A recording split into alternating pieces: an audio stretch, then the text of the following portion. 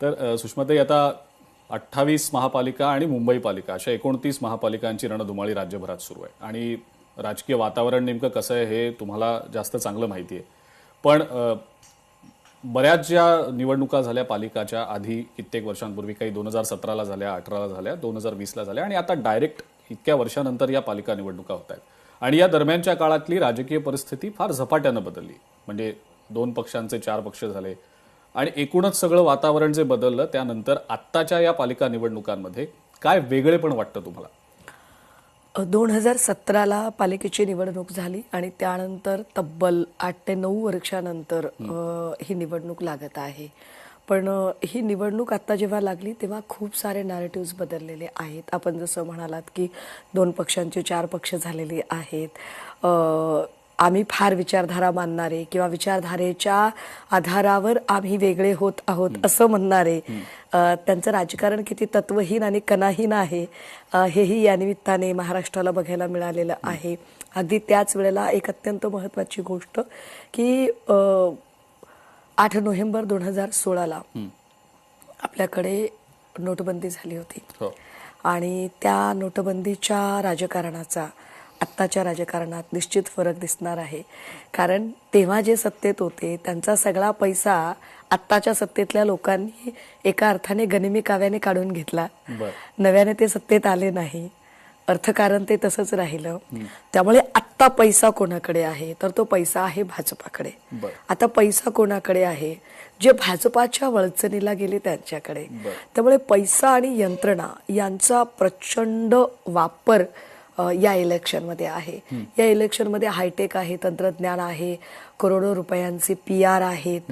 म्हणजे समजा कोणीतरी सांगतं की तुम्हाला गुलाबी रंग जास्त सूट होतो किंवा गुलाबी रंग तुमचा भाग्योदय करेल, तर ते गुलाबी रंगातच दिसायला लागतात. किंवा कोणीतरी एखाद्याला सांगतं की तू पत्रकारांना मुलाखती देऊ नको, तू फक्त आणि फक्त अभिनेत्रींना आणि अभिनेत्यांनाच मुलाखती दे, तर तो त्या पद्धतीने. म्हणजे मला कधी कधी प्रश्न पडतो की लोकांना कन्व्हिन्स करण्यापेक्षा या अभिनेते आणि अभिनेत्रींना कन्व्हिन्स करण्यात काय हाशील असेल बरं मुलाखतीच्या नावाखाली. बरं, या सगळ्यांमध्ये सामान्य माणूस कुठे आहे? सामान्य माणसांचे प्रश्न कुठे आहेत? खरं तर BMCची निवडणूक आहे. आम्ही वारंवार म्हणतोय की आम्ही जे केलं, करून दाखवलं, आम्ही फक्त ते सांगत आहोत.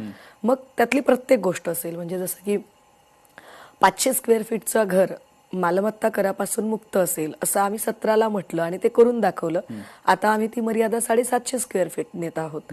आम्ही असं म्हटलं की महापालिकांच्या शाळांचा दर्जा CBSE आणि ICS पॅटर्न त्या लायकीचा आम्ही करू आणि आम्ही तो करून दाखवला, ज्याचा परिणाम महापालिकांच्या शाळांमध्ये आज रांगा लावून पालक दिसत आहेत. आम्ही असं म्हटलं की आम्ही या देशातलं बेस्ट ट्रान्सपोर्टेशन आम्ही देऊ आणि बेस्टचं बेस्ट ट्रान्सपोर्टेशन 5 किलोमीटरला 5 रुपये, 10 किलोमीटरला 10 रुपये हे आम्ही देऊ शकलो. आमची हेटाळणी केली गेली पेंग्विनवरून, पण ज्यांनी चिते आणले ते त्यांना जगवता आले नाही. पण इथे पेंग्विनची संख्या वाढत गेली आणि मुंबई महापालिकेचं सगळ्यात मोठं उदाहरण हे पेंग्विन झालं, आकर्षण झालं.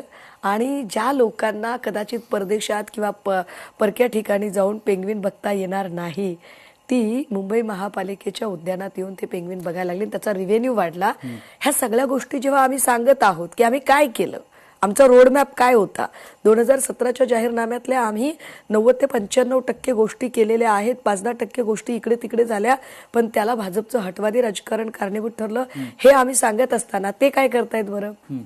ते या निवडणुकीला जात आणि धर्माच्या त्या मोडवर नेऊ पाहत आहेत. ते या निवडणुकीला फक्त आणि फक्त त्यांना हवं तसं. खरं तर मला वाटतं की लोकांना जात आणि धर्माच्या मुद्द्यावर भावनिक ते करत आहेत. नाही, पण मग सुषमाताई, प्रश्न हाच विचारायचा आहे की तुम्ही म्हणताय की कामं आम्ही करून दाखवली, ती कामं आता आम्ही लोकांसमोर मांडतोय.